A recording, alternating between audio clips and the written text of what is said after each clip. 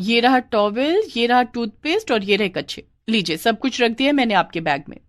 Thank you जाने मन, इसीलिए तो तुम मुझे इतनी पसंद हो। इस ट्रिप में तो मजा ही आ जाएगा।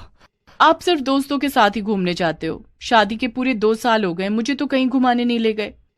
अरे ले जाऊंगा ना अंजलि, बस कुछ दिन रुक जाओ, प्रमोशन हो जाने दो, मैं तुम्हें पक्का ले जाऊंगा। रमेश बैग लेकर चला गया। अंजलि बस उसी रास्ते की ओर देखने लगी। तभी वहां उसकी सास सरला आई। क्या बात है बहू, तुम्हें भी जाने का मन था क्या? हाँ माँ जी, शादी के बाद से कहीं नहीं गई, लेकिन इन्हें देखिए, हर 4 महीने में एक बार दोस्तों के साथ घूम कर आते हैं। क्या कर सकते हैं बहू, लड़के होते ही ऐसे हैं। सास बहू मिलकर दोनों बातें कर ही रहे थे कि तभी वहां अंजलि के ससुर रामचंद आए। अरे सुन रही हो? हाँ बोलिए, क्या बात है? वो दोस्त लोग कह रहे हैं कि मनाली घूमने जाएंगे, मुझे भी जाने के लिए कह रहे हैं। मैं जाऊं क्या? अगर मना करूं तो आप नहीं जाएंगे क्या? जाना तो आपको है ही, तो आप मुझसे क्यों पूछ रहे हैं? गुस्सा क्यों हो रही हो सरला? दोस्त लोग ही तो हैं, जरा सा घूम के आ जाऊंगा। निकलना कब है? कल सुबह। ठीक है, चलिए मैं पैक कर देती हूँ सब कुछ। अगले दिन सुबह रामचंद भी अपने दोस्तों के साथ ट्रिप पर निकल गया। घर में सास और बहू रह गई। दोनों घर के काम करती रही। पता नहीं इस जिंदगी से कब छुटकारा मिलेगा। हाँ माँ जी, मैं भी वही सोचती हूँ। दोनों को आने दीजिए, हम चारों मिलकर अब कहीं घूमने जाएंगे। कुछ दिनों बाद रामचंद और रमेश दोनों अपने दोस्तों के साथ घूम फिर कर आ गए। कुछ दिनों बाद ऑफिस में रमेश का प्रमोशन भी हो गया। वो घर में मिठाई ले आया। अंजलि, माँ, मेरा प्रमोशन हो गया है, मेरी सैलरी बढ़ गई है। वाह, बहुत अच्छी बात है। अब तो हमें घुमाने ले चलो। चलो ना, हम चारों मिलकर कहीं जाते हैं। हाँ हाँ ठीक है, अब प्लान करो तुम लोग। अंजलि और सरला बहुत खुश हो गई। आखिरकार इतने दिनों के बाद वो राजी हुए हैं। हम घूमने जाएंगे, बहुत मजा आएगा। रात को अंजलि ने रमेश से कहा, सुनिए ना, सोच रही थी कि पहाड़ों पर चलते हैं। हाँ जा सकते हैं।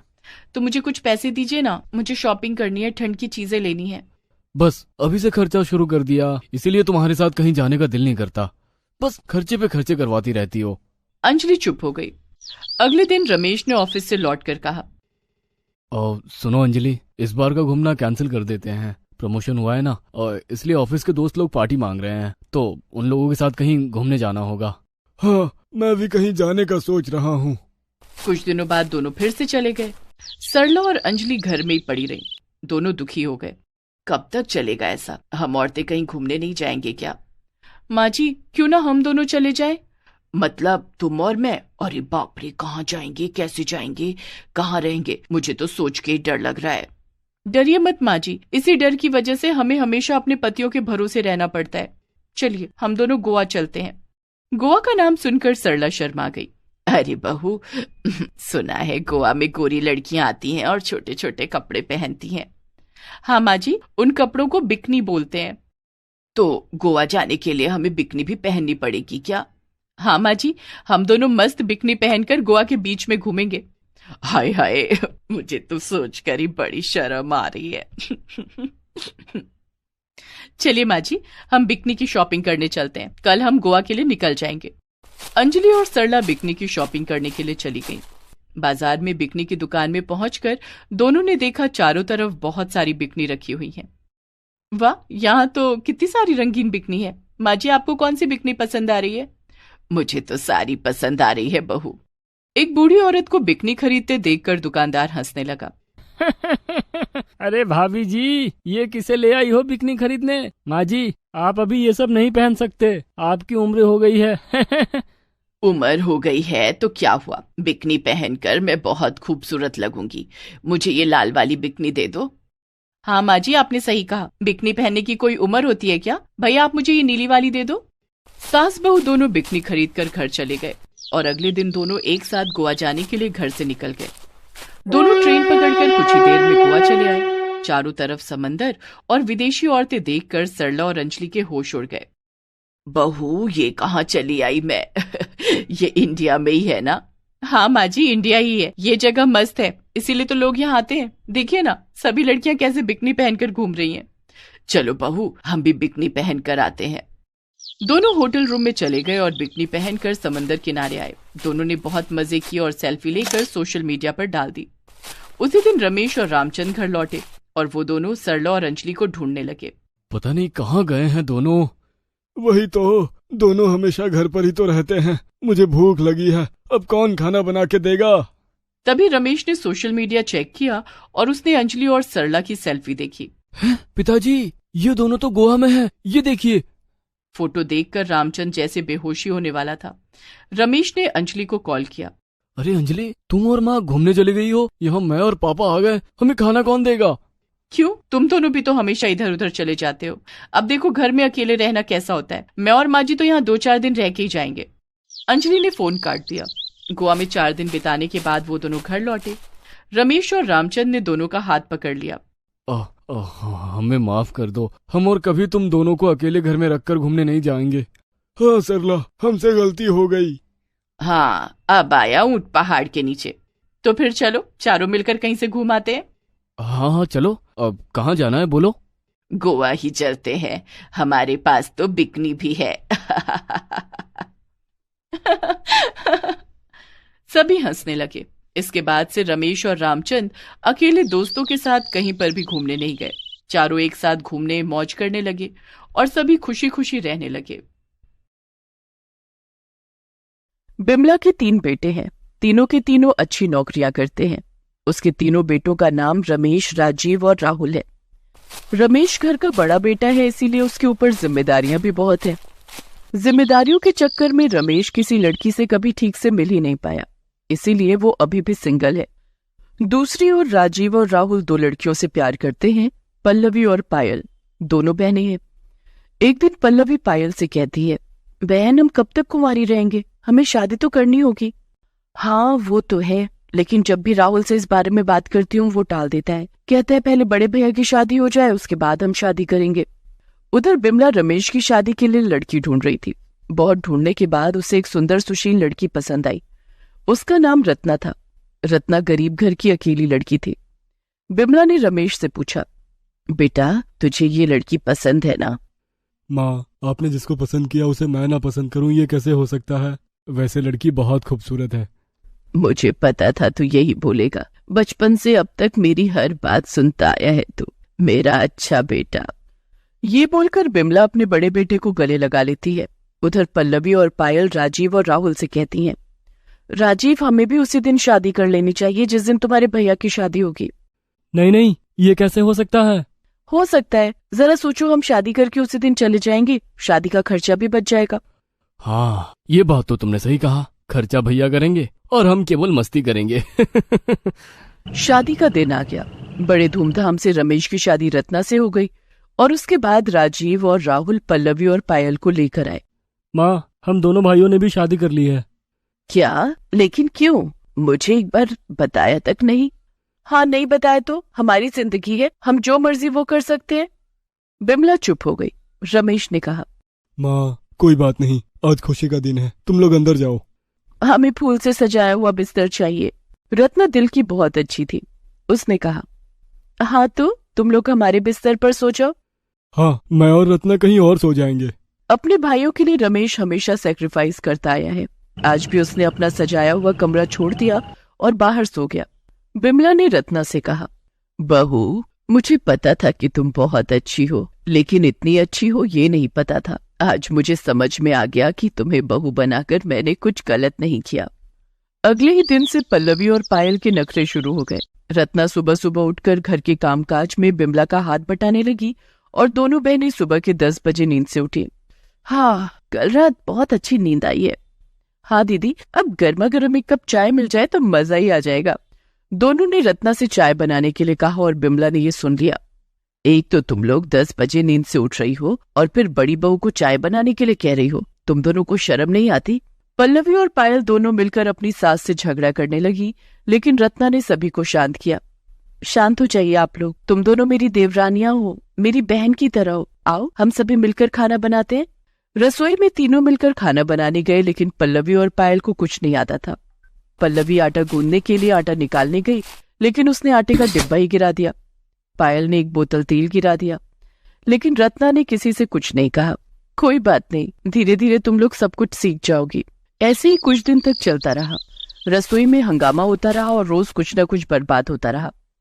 एक दिन गुस्से में बिमला ने दोनों बहनों से कहा, कुछ आता वाता तो है नहीं, बस शादी कर ली, अब तुम्हें खाना बनाकर खिलाएगा कौन? बड़ी बहू को क्या नौकरानी समझ कर रखा है? ये सुनकर दोनों बहनें गुस्सा हो गई। आपकी हिम्मत कैसे हुई हम दोनों से ऐसे बात करने की? हम दोनों नए नए ससुराल में आए हैं और आप हमसे बदसलूकी कर रही हैं। आने दीजिए राजीव को। शाम को राजीव और राहुल घर लौटे और दोनों बहुओं ने बिमला और रत्ना की बुराइयां करनी शुरू कर दी। राजीव और राहुल तो जोरू के गुलाम बन गए थे। अपनी बीवियों की बात सुनकर राजीव और राहुल बिमला से झगड़ा करने लग गए। माँ, आपने उन 2 बहुओं के साथ ऐसे क्यों बात किया? ये आपने सही नहीं किया माँ। तो फिर क्या करूं बेटा, तुम दोनों की बीवियां बदमाश जो हैं। क्या हमें बदमाश कहा? हम आप लोगों के साथ नहीं रहेंगे, हमें अलग होना है। हाँ राहुल, हमें अलग रहना है, इस घर का बंटवारा करो। रमेश और रत्ना ने उन चारों को समझाने की बहुत कोशिश की, लेकिन वो चारों तब कुछ समझने के मूड में नहीं थे। घर का बंटवारा किया गया और ज्यादातर हिस्सा उन चारों ने ले लिया। रमेश, रत्ना और बिमला के हिस्से में सिर्फ एक ही कमरा मिला। उसी एक कमरे के अंदर तीनों रहने लगे और उसी कमरे के अंदर खाना बनाने लगे। बिमला रोते हुए कहने लगी, पता नहीं मेरे परिवार को किसकी नजर लग गई, उन दोनों बहुओं ने इस घर में आते ही बवाल खड़ा कर दिया। माँ जी, वो दोनों छोटे हैं, अभी सही और गलत का ज्ञान नहीं है। बहू, तू मेरी अच्छी बहू है, मैंने पिछले जन्म में जरूर कोई अच्छा काम किया था जो मुझे तू मिली। हाँ रत्ना, तुम्हें बीवी के तौर पे पाकर मेरा जीवन धन्य हो गया। और ऐसे ही चलने लगा। नया नया ससुराल जैसे रणभूमि बन गया। पल्लवी और पायल बात बात पर रत्ना से लड़ने लगी। रत्ना बेचारी चुपचाप सब कुछ सहने लगी। बड़ी बहू, तुम उन दोनों चुड़ैलों को कुछ कहती क्यों नहीं? झगड़ा करने से कुछ भी ठीक नहीं होता है माँ। पता नहीं कब कुछ ठीक होगा, कब मेरे दोनों बेटे समझेंगे कि उन्होंने कितनी बड़ी गलती कर दी है उन दोनों बहनों से शादी करके। समय सब कुछ ठीक कर देता है माँ, बस इंतजार कीजिए। बिमला इंतजार ही तो कर रही थी। उधर पल्लवी और पायल को खाना बनाना नहीं आता था, इसलिए वो हमेशा बाहर के होटलों से खाना ऑर्डर करते थे। हर रोज बाहर का खा खा कर राजीव और राहुल की तबीयत बिगड़ने लगी। उन दोनों का पेट खराब हो गया, पेट में दर्द होने लगा। उन्होंने डॉक्टर को दिखाया तो डॉक्टर ने कहा, देखिए, बाहर का खाना बिल्कुल बंद करना होगा, अब केवल घर का खाना खाइए, तब जाकर पेट ठीक होगा। राजीव और राहुल ने घर लौटकर अपनी बीवियों से खाना बनाने के लिए कहा, लेकिन हमें तो आता ही नहीं। अरे तो सीख लो, सीखना तो पड़ेगा ही। बहुत मशक्कत के बाद दोनों बहनें जिंदगी में पहली बार रसोई में गई, लेकिन चूल्हा जला ही नहीं पाई। उन दोनों ने चूल्हे पर केरोसिन तेल डाल दिया और तुरंत तेज की आग लग गई और आग पूरे घर में फैलने लगी। दोनों बहनें डर के मारे भागकर बाहर चली आईं और अंदर राजीव और राहुल फंस गए। बचाओ पल्लवी, हमें बचाओ, हम मर जाएंगे, हमें बचाओ पायल। अरे हम कैसे जाएं आग के अंदर, हम खुद ही न मर जाएंगे। अरे तुम दोनों ने तो हमसे एक साथ जीने मरने का वादा किया था। भाड़ में गया वादा, हमें हमारी जान बहुत प्यारी है। पल्लवी और पायल ने कोई मदद नहीं की, लेकिन तभी रमेश और रत्ना दौड़ते हुए आग के अंदर घुस गए और राजीव और राहुल को मौत के मुंह से वापस ले आए। तू ठीक तो है ना भाई? हाँ भैया, हम ठीक है। आज हमें समझ आ गया है कि आप लोग ही अपने हैं। जिनसे हमने प्यार की वो दोनों हमें मरने के लिए छोड़ दिए, लेकिन आपने और भाभी ने हमें बचाया। चलो शुक्र है, देर से ही सही, लेकिन तुम दोनों को ये पता तो चला। राजीव और राहुल ने पल्लवी और पायल को डिवोर्स दे दिया। बिमला ने अच्छी लड़कियों से दोनों की शादी करवाई और बिमला का परिवार फिर से पहले जैसा हो गया, एक साथ और अटूट। और फिर सभी खुशी खुशी जिंदगी बिताने लगे। अजी सुनते हो, हमारे जंगल के करीब शहर से कुछ डॉक्टर आए हुए हैं और वो यहाँ के आदिवासियों का मुफ्त इलाज कर रहे हैं। हाँ विमला, कल मैंने भी उनको देखा था। मैं सोच रही थी कि हमारी अंजलि बिटिया को हर समय बुखार रहता है, तो क्यों न कल हम उस कैंप में किसी डॉक्टर को दिखा दें। मेरे भी दिमाग में यही बात चल रही है, लेकिन अपनी बिटिया को वहाँ ले जाने से डरता हूँ। डॉक्टर को दिखाने में भला किस बात का डर? विमला, हम गरीब आदिवासी जंगली लोग हैं। हमारे तौर तरीके और रहने का ढंग शहर वालों से अलग है। हम कपड़े नहीं पहनते, आज भी पत्ते ढककर अपने शरीर को छुपाते हैं। अगर हमारे पास कुछ है तो वो इज्जत, और ये शहर वाले हम जंगल में रहने वाले आदिवासियों की इज्जत को कुछ नहीं समझते। कहना क्या चाहते हैं आप? मैं यही कहना चाहता हूँ विमला कि शहर वाले नजर के अच्छे नहीं होते। छोड़िए जी, हम अपनी बिटिया रानी को साथ लेकर चलेंगे। हमारे होते हुए कोई भी हमारी बिटिया रानी पर बुरी नजर नहीं डाल सकता। अगर तुम कहती हो तो कल सुबह हम अपनी बिटिया रानी को डॉक्टर को दिखाने के लिए ले जाएंगे। संपत का परिवार एक बेहद गरीब आदिवासी परिवार था जो अपने कबीले के साथ रहता था। संपत की एक बेटी थी जो बहुत सुंदर थी, जिसका नाम मोहिनी था। मोहिनी अब जवान हो चुकी थी। संपत और विमला मोहिनी के विवाह के लिए बहुत चिंतित रहते थे। मोहिनी को कुछ समय से बुखार रहता था और संपत ने उसके इलाज के लिए अपने जंगली आदिवासी कबीले के तमाम नुस्खे आजमाए, लेकिन मोहिनी को कोई फायदा नहीं मिला। पर कुछ दिनों पहले उनके गांव में शहर से एक डॉक्टरी कैंप लगा था। विमला उसी कैंप में मोहिनी को दिखाने के लिए संपत से बोल रही थी। दूसरे दिन संपत और विमला अपनी बेटी मोहिनी को उस कैंप में ले गए। उसी कैंप में एक सुंदर नौजवान डॉक्टर भी कपड़े पहने हुए वहीं बैठा हुआ था। वो संपत की ओर देखकर बोला, मेरा नाम डॉक्टर राहुल है, बोलिए क्या तकलीफ है आपको? संपत ने हाथ जोड़कर राहुल से कहा, तकलीफ मुझे नहीं डॉक्टर बाबू, मेरी बिटिया मोहिनी को है। इसे बहुत दिनों से बुखार है। राहुल की नजर जैसे ही मोहिनी पर पड़ी तो वो मोहिनी को देखता ही रह गया। मोहिनी ने अपना शरीर अपने जंगली आदिवासी कबीले के मुताबिक पत्तों से ढाक रखा था। मोहिनी बहुत सुंदर थी। राहुल ने मोहिनी के कुछ ब्लड टेस्ट किए और कुछ दवाइयां संपत को देकर बोला, कल तक मोहिनी की ब्लड टेस्ट की रिपोर्ट तैयार हो जाएगी। तब तक आप ये दवाइयाँ ले जाइए और उन्हें खिला दीजिए। और हाँ, कल उन्हें लेकर जरूर आइएगा। संपत अपनी बेटी को लेकर वहाँ से चला गया और डॉक्टर मोहिनी को जाता हुआ देखता रहा। दूसरे दिन संपत और विमला अपनी बेटी मोहिनी को साथ लेकर आ गए। मैंने मोहिनी की ब्लड रिपोर्ट देखी थी, जो नॉर्मल है। मोहिनी को वायरस बुखार है, जो मैंने दवाइयाँ दी है उसी से ठीक हो जाएगा। कल आप फिर आकर मुझे एक बार दिखा देना। इतना कहकर राहुल मोहिनी को देखकर मुस्कुराने लगा। मोहिनी भी राहुल को देखकर मुस्कुराने लगी। कुछ देर के बाद मोहिनी अपने माता पिता संपत और विमला के साथ वहाँ से चली गई। राहुल को ऐसा करते देख उसके साथी नितिन ने राहुल से कहा, ये सब क्या है राहुल? आखिर तू क्या करना चाह रहा है? तू कहना क्या चाहता है? तू अच्छी तरह से जानता है मैं क्या कहना चाहता हूँ। मैं तेरे इरादों को अच्छी तरह से जानता हूँ। वो आदिवासी बहुत सीधे साधे लोग हैं। तो मैं कौन सा उन्हें परेशान कर रहा हूँ? राहुल, मैं जानता हूँ तेरी नजर मोहिनी की खूबसूरती पर है। तू ना जाने कितनी लड़कियों को धोखा देकर उनकी जिंदगी बर्बाद कर चुका है, लेकिन मोहिनी के साथ ऐसा मत करना। एक सीधी सादी आदिवासी लड़की है। अब जब जान ही गया है तो अपना मुंह बंद रख। वैसे भी अब हम लोगों को यहाँ पर 7-8 दिन ही रहना है। सरकार ने हमें मरने के लिए इन भिखारियों के साथ इस जंगल में छोड़ दिया है, तो क्या मैं इन लड़कियों के साथ एंजॉय भी नहीं कर सकता? लड़कियां एंजॉय करने के लिए नहीं होती राहुल। ये बेचारे भोले भाले मासूम लोग हैं, कम से कम इन्हें तो बख्श दे। लेकिन राहुल ने नितिन की बात को नजरअंदाज कर दिया। दूसरे दिन मोहिनी के माता पिता मोहिनी को लेकर फिर से राहुल के पास आ गए। राहुल ने अपनी मीठी मीठी बातों में मोहिनी के माता पिता को फंसा लिया। मोहिनी का पिता, जो कि शहर के लोगों पर विश्वास नहीं करता था, राहुल ने उसे मीठी बातों की ऐसी घुट्टी पिलाई कि उसे राहुल पर बहुत विश्वास हो गया। धीरे धीरे राहुल मोहिनी के घर पर आने जाने लगा। राहुल मोहिनी के शरीर का दीवाना होता जा रहा था। एक दिन उसने मौका देखकर मोहिनी से अपने मन की बात कही, मोहिनी, मैं तुमसे प्यार करता हूँ। प्यार तो मैं भी तुमसे मन ही मन में करती हूँ, लेकिन हमारा और तुम्हारा कोई मेल नहीं। तुम शहर के हो और मैं एक जंगली आदिवासी। हम दोनों का कभी मिलन नहीं हो सकता। क्यों नहीं हो सकता मोहिनी? भले ही तुम आदिवासी हो, लेकिन हो तो इंसान। इतना बोलकर राहुल ने मोहिनी को छूने की कोशिश की। नहीं राहुल, हमारे बीच ये सब शादी से पहले नहीं हो सकता। तुम्हें मुझसे शादी करनी है तो तुम्हें हमारे कबीले के नियम के मुताबिक मेरे माँ और बाबा से शादी की इजाजत लेनी होगी। अगर वो इजाजत देंगे तो मैं तुमसे शादी करने के लिए तैयार हूँ।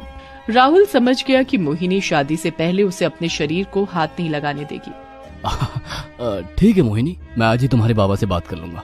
शाम को राहुल मोहिनी के घर पर पहुंच गया और उसने बड़े मासूमियत भरे अंदाज में मोहिनी के पिता के सामने हाथ जोड़कर कहा, देखिए, मैं मोहिनी से प्यार करता हूँ और उससे शादी करना चाहता हूँ, और मोहिनी भी मुझे पसंद करती है। हमारा और तुम्हारा कोई मेल नहीं है। तुम शहर के रहने वाले हो और हम जंगली आदिवासी। हम अपनी बेटियों की शादी अपने कबीले में ही करते हैं। तो क्या हुआ? आखिर हम दोनों है तो इंसान ही। भगवान ने हम दोनों को इंसान ही बनाया है। हमारा सरदार इसकी कभी इजाजत नहीं देगा। आदिवासी नियम के मुताबिक हम कबीले से बाहर अपनी बेटियों की शादी नहीं करते। अगर ऐसी बात है तो मैं हमेशा आपके साथ ही रहूंगा, आपके जैसा बनकर। अब तो आपको कोई ऐतराज नहीं? अगर ऐसी बात है तो मुझे कोई ऐतराज नहीं। मैं अपने कबीले के सरदार से बात कर लूंगा। संपत ने दूसरे दिन अपने कबीले के सरदार के सामने बात रखी। ठीक है, अगर वो लड़का हमारे समुदाय में हमारे जैसा ही बनकर रहना चाहता है तो हमें कोई ऐतराज नहीं। दूसरे दिन राहुल और मोहिनी की शादी कबीले के नियम के मुताबिक धूमधाम से हो गई। कबीले के लोगों ने उस रात खूब जश्न मनाया। राहुल अंदर ही अंदर बहुत खुश था। वो बस मोहिनी के शरीर को पाना चाहता था।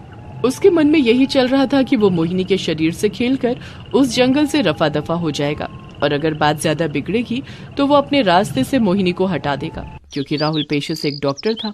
शादी के कुछ महीनों तक राहुल ने मोहिनी के शरीर का जी भर कर भोग विलास कर आनंद लिया, और आदत के मुताबिक उसका जी अब मोहिनी से भर गया। कुछ महीनों के बाद जब राहुल को ये पता लगा कि मोहिनी के गर्भ में उसका बच्चा है, तो वो गुस्से से आग बबूला हो गया। अब उसने मोहिनी के ऊपर ध्यान देना बंद कर दिया था। वो अब मोहिनी से अपना पीछा छुड़ाने की सोचने लगा। नवरात्रि की पूजा जोर शोर से चल रही थी। मोहिनी माँ दुर्गा की बहुत बड़ी भक्त थी। नवरात्रि की पूजा में मोहिनी बढ़ चढ़कर हिस्सा लेती थी। उसी रात राहुल ने अपने दिमाग में एक योजना बनाई। उसने दवाइयों के जरिए एक जहर का इंजेक्शन तैयार किया और वो मोहिनी के पास पहुंच गया। मोहिनी पूजा कर रही थी। मोहिनी, मुझे तुमसे कुछ बात करनी है। सुबह कर लेना, आज नवरात्रि की पूजा है। देख नहीं रहे मैं पूजा कर रही हूँ। नवरात्रि की पूजा बाद में कर लेना। नहीं राहुल, अगर मैं पूजा से उठी तो माँ दुर्गा नाराज हो जाएंगी। सिर्फ कुछ देर की बात है। तुम अपने पति की इतनी सी बात नहीं मान सकती, जबकि मैं तुम्हारे प्यार में सब कुछ छोड़कर तुम्हारे कबीले में शामिल हो गया। राहुल के बार बार जिद करने से मोहिनी तैयार हो गई। राहुल मोहिनी को जंगल की तरफ ले आया और उसने मोहिनी को इंजेक्शन लगा दिया। ये किस लिए लगाया?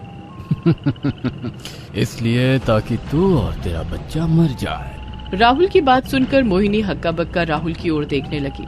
ये कैसी बात कर रहे हैं आप तो मेरे पति हैं। मोहिनी की बात सुनकर राहुल गुस्से से आग बबूला हो गया और उसने मोहिनी को बुरी तरह से पीटना शुरू कर दिया। इंजेक्शन का नशा मोहिनी पर हावी हो चुका था। वो चाहकर भी अपना बचाव नहीं कर पा रही थी। वो दर्द से कराह रही थी। राहुल जानवरों की तरह उसे मार रहा था। जब राहुल पीटते पीटते थक गया। वैसे मैं चाह रहा था कि तुझे छोड़कर चला जाऊंगा, लेकिन फिर मेरे मन में ख्याल आया कि मेरा बच्चा तुझ जैसे जंगली औरत के साथ रहेगा। मोहिनी रोते हुए बोली, आप तो मुझसे बहुत प्रेम करते थे। अपनी बकवास बंद कर। मैं तुझसे कोई प्रेम नहीं करता था, बल्कि मैं तेरे शरीर से खेलना चाहता था। मैंने आज तक बहुत सी लड़कियों के साथ संबंध बनाए, लेकिन मजबूरी में मुझे तेरे साथ शादी करनी पड़ी। मैं नहीं जानता था कि तू इतनी जल्दी प्रेग्नेंट भी हो जाएगी। मैंने तेरे शरीर में जहर का इंजेक्शन लगा दिया है। कुछ ही देर में ये जहर तेरे पूरे शरीर में फैल जाएगा। इतना बोलकर राहुल वहाँ से चला गया। मोहिनी बेचारी लड़खड़ाती हुई बड़ी मुश्किल से अपने कबीले तक पहुंची। मोहिनी वहां पहुंचकर अचानक गिर गई। मोहिनी को गिरता देख मोहिनी के माता पिता और कबीले वाले घबराकर मोहिनी के पास आ गए। मोहिनी के पिता ने घबराकर कहा, तुझे क्या हुआ बेटी? तेरा पति तेरे साथ गया था ना, वो कहाँ है? मोहिनी ने लड़खड़ाती हुई आवाज में अपने पिता को सारी बात बता दी। मोहिनी की बात सुनकर वो फूट फूट कर रोने लगे। मोहिनी का चेहरा नीला पड़ चुका था। अचानक मोहिनी को प्रसव का दर्द उठा। कबीले की औरतों ने मोहिनी को घेर लिया और कुछ देर बाद कबीले की दाई ने निराश होकर कहा, जहर पूरे शरीर में फैल चुका है। माँ और बच्चा दोनों में से शायद ही कोई बचे। हे माँ दुर्गा, मेरी बेटी तेरी भक्त है, क्या तू अपने भक्तों को नहीं बचाएगी? मेरी बेटी ने तेरी पूजा की है।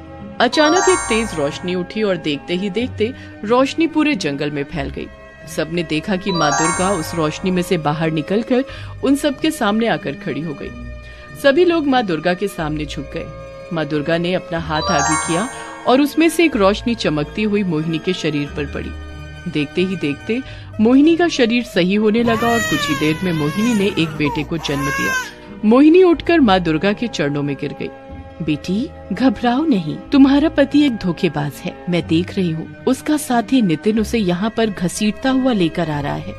तभी अचानक नितिन राहुल को घसीटता हुआ वहाँ पर ले आया।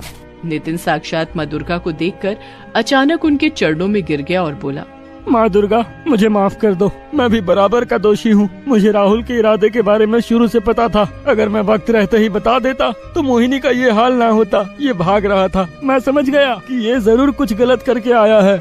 राहुल को देखकर माँ दुर्गा की आंखों में अंगारे दहकने लगे और उन्होंने अपना एक हाथ आगे बढ़ाया। उनके हाथों से भयंकर ज्वाला निकली और देखते ही देखते राहुल जलकर भस्म हो गया। माँ दुर्गा ने नितिन की ओर देखकर कहा, तुम अपने पापों का प्रायश्चित कर सकते हो। तुम अंदर से अच्छे इंसान हो। तुम चाहो तो मोहिनी के बच्चे को अपना सकते हो और मोहिनी से शादी कर सकते हो। मेरी कृपा तुम पर हमेशा बनी रहेगी। मैं आपका आदेश कैसे ठुकरा सकता हूँ माँ? मेरा आशीर्वाद हमेशा तुम दोनों के साथ रहेगा। नितिन ने मोहिनी से शादी कर ली और उसने मोहिनी के बच्चे को अपना नाम भी दिया।